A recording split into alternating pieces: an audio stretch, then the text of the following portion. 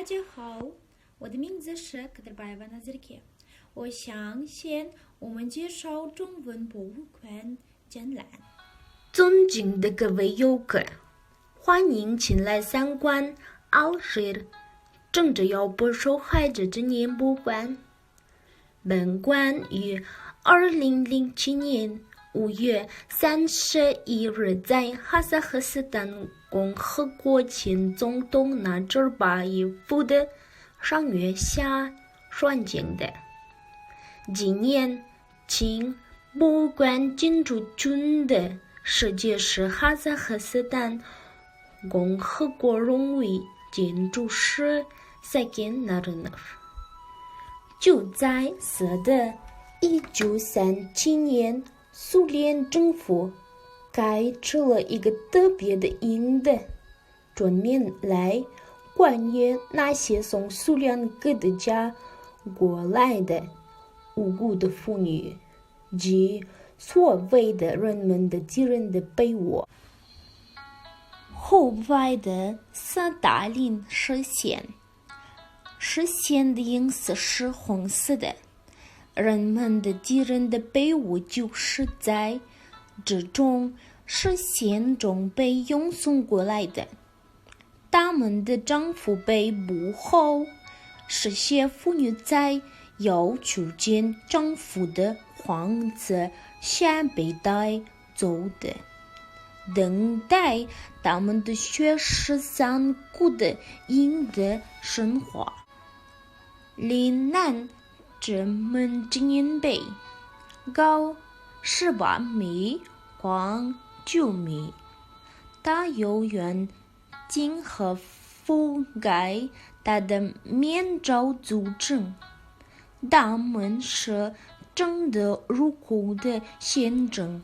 2个世界的著名生者和死记在此前柜。纪念碑描绘一位逝去的丈夫和孩子而悲痛的女人。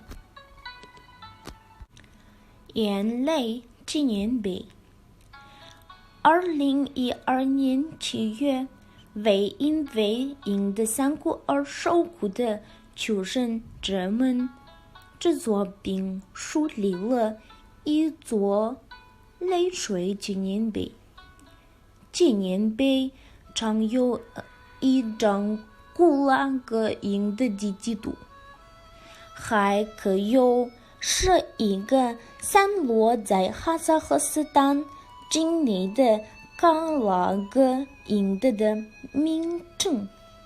纪念碑反映了解放被迫的妇女和儿童的命运。巴拉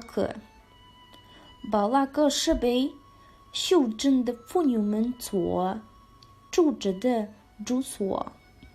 您将看到的是奥氏囚犯们被检测轻的有机器的记录分了上镜的一个立体模型。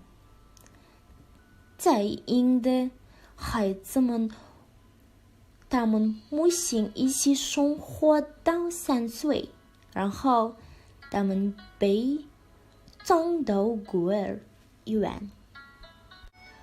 博物馆馆体是一个被切割的羊锥形，它就像一个深而秘密的盒子，一个就是悲伤的地方。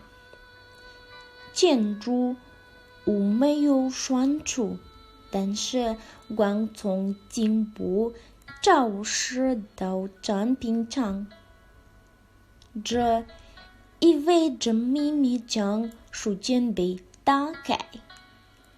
博物馆围上是2米宽2米的隧道，隧道其前壁上的图像反映了姚伯和被金石年代的人们的悲痛命运。